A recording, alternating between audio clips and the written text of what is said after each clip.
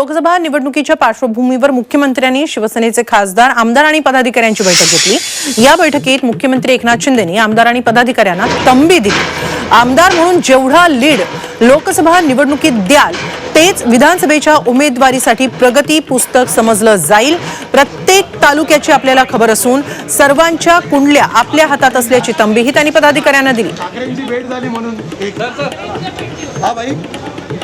मुख्यमंत्र्यांनी शिवसेना आमदार आणि पदाधिकाऱ्यांना नेमकी काय तंबी दिली आहे पाहूया एकदा। आमदार म्हणून दिलेल्या लीड वरून पुढील विधानसभेची उमेदवारी ठरणार। आमदार, जिल्हा प्रमुखांची, पदाधिकाऱ्यांची आता खरी कसोटी आहे असं मुख्यमंत्र्यांनी पदाधिकाऱ्यांना सांगितलं। मी कितीही व्यस्त असलो तरी प्रत्येक तालुक्याची खबर आपल्याकडे असते असंही मुख्यमंत्र्यांनी सांगितलं। मला कुणीही फसवू शकत नाही, सगळ्यांची कुंडली माझ्याकडे आहे अशीही तंबी आमदारांना आणि पदाधिकाऱ्यांना मुख्यमंत्र्यांनी दिली। पक्षाची शिस्त, कुणीही बिघडू नका, मी पण बिघडवणार नाही असंही त्यांनी या बैठकीत आश्वस्त केलं।